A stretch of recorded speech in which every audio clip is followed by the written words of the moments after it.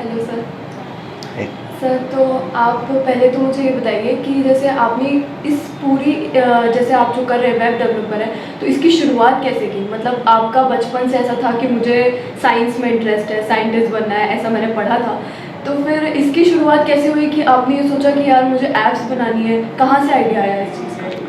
जी, बिल्कुल आपने सही कहा। मेरा जो इंटरेस्ट है वो तो साइंस में ही था, पर जो इंटरेस्ट होता है कहीं न कहीं वो निकल के सामने आ ही जाता है। जब मैं एक सरकारी विद्यालय में गाँव में टीचर था, तो अच्छा। मुझे ऐसा मौका मिला कि सिंगल टीचर रहना पड़ा और मेरे पास 180 बच्चे थे। तो मेरे सामने प्रॉब्लम ये थी कि वेरियस क्लासेस को मैं कैसे पढ़ाऊँ? एक साथ आप 5 क्लास को कैसे पढ़ाएँ? हाँ जी। तो उस समय टेक्नोलॉजी को यूज़ करने की ज़रूरत महसूस हुई कि मैं क्यों ना टेक्नोलॉजी को यूज़ करूँ और बच्चों को अलग-अलग काम में एंगेज करूँ। तो वहाँ से एक शुरुआत हुई और पहले मैंने एक होममेड प्रोजेक्टर बनाया। अच्छा। उसके माध्यम से बच्चों को स्लाइड्स दिखा के एक क्लास स्लाइड देख रही है और उनके ऊपर कमेंट्स लिख रही है। दूसरी क्लास में कुछ गेम्स चल रहे हैं। तीसरी क्लास में मैं पढ़ा रहा हूँ। चौथी क्लास में कुछ बच्चे जाके पढ़ा रहे हैं। तो अच्छा। कुछ ऐसे एक्सपेरिमेंट तो ये किए से अच्छा, तो अभी तक कितनी ऐप्स बन चुकी है अपनी? हमारे 100 ऐप्स हैं, 100 अच्छा। से 1-2 ज़्यादा हैं और लगभग 2.5 करोड़ उनके अच्छा। यूज़र्स हैं, इंस्टॉल्स हैं। तो सभी एजुकेशनल हैं, कुछ तो मेडिकल के। तो इसमें से सबसे फेमस ऐप कौन सी है जो अभी तक काफ़ी फेमस हुई है? और यूँ तो दिसारी ऐप हमारा बहुत फेमस है क्योंकि उसके जो एक्टिव यूज़र्स हैं वो बहुत ज़्यादा हैं। 5 लाख से प्लस तो एक्टिव यूज़र्स हैं अच्छा। और इंस्टॉल 8-9 लाख इंस्टॉल हो चुके हैं। बाकी ओवरऑल इंस्टॉल के हिसाब से देखें तो जनरल साइंस हमारा एक ऐप है, अच्छा। That's very famous. तो आपके सारे ऐप्स एजुकेशनल हैं? कुछ ऐप्स मेडिकल के हैं, कुछ अच्छा। टूरिज़्म के हैं, बट हम कह सकते हैं कि maximum apps are for educational purpose. अच्छा। तो आपने जैसे कि प्राइम मिनिस्टर नरेंद्र मोदी जी ने आपको संबोधित किया वेम्बली स्टेडियम में 2015 में। तो आपने जैसे कि बताया कि मैं आप उस टाइम पे आपने न्यूज़ नहीं देखी थी और उसके बाद आपको सुबह-सुबह पता चला जब सब मीडिया वाले आ गए। तो आपको कैसा लगा कि मतलब हमारे प्राइम मिनिस्टर हमें संबोधित कर रहे हैं? हाँ, एक्चुअली बड़े प्लेटफ़ॉर्म ये एक शिक्षक के लिए, एक आम व्यक्ति के लिए तो ये बहुत बड़ी बात होती है कि देश का प्रधानमंत्री विदेश में जाकर के उसके कामों का ज़िक्र करे। तो ये मेरे लिए बहुत सौभाग्य की बात थी और बहुत आश्चर्य की भी बात थी उस समय तो कि किस प्रकार कितने अच्छे तरीके से पीएम साहब ने हमारे छोटे से एफ़र्ट्स को इतने बड़े मंच पे रखा। सोचा तो कभी नहीं था कि ये सब होगा, पर उसका फ़ायदा ये हुआ कि हमारी चीज़ें ज़्यादा लोगों तक पहुँच पाई और नुकसान ये हुआ कि पहले हम चुपचाप कोडिंग करते थे, खूब टाइम देते थे। उसके बाद हमें वेरियस प्लेसेस पे जाना पड़ा, अपनी बात कहनी पड़ी, तो वो टाइम वहाँ पे कम होने लग गया। अच्छा, तो आपने जैसे कि मैंने ये भी पढ़ा था कि जैसे आपने टेड टॉक में भी आप गए थे और आपने लबासना में भी अपनी स्पीच दी थी। तो ये सारे एक्सपीरियंसेस कैसे रहे आपके, मतलब इतने कॉलेजेस में जाना और ये सब? बिल्कुल आपने सही कहा है। मुझे आईआईटीज़ और आपके BHU, Pantnagar university, various universities में स्पीच के लिए बुलाया गया।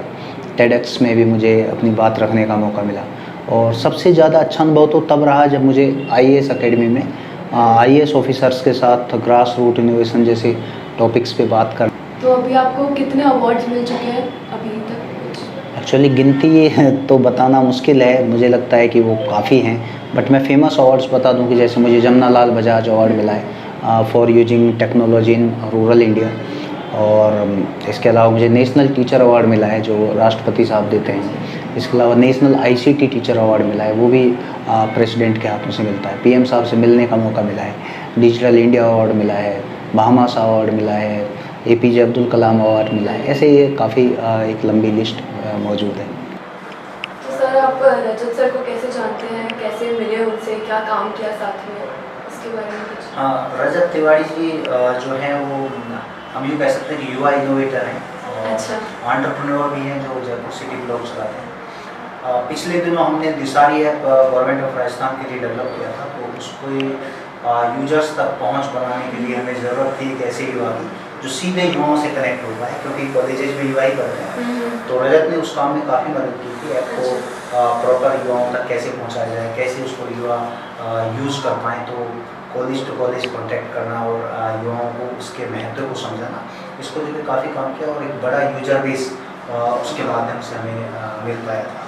तो रजत मुझे लगता है कि युवाओं के लिए मोटिवेशन का केंद्र है और एक हम कह सकते हैं कि कैसे अर्ली एज में किसी आइडिया को लेकर के उसको मूर्त रूप दिया जा सकता है, अच्छा। उसका एक अच्छा एग्जाम्पल।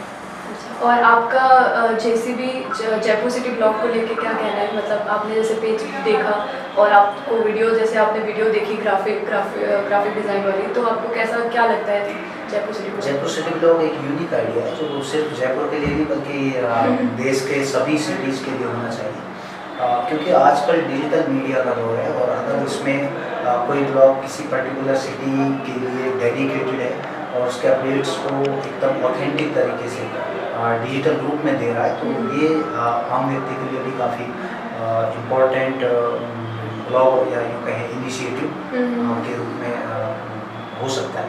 और इस ब्लॉग की जो खास बातें हैं, जैसे बहुत अच्छे यूआई, बहुत अच्छे वीडियो जो काफ़ी अच्छे से ड्राफ्ट करके बनाए गए हैं, तो मुझे लगता है कि वो लोगों को बहुत पसंद आते होंगे।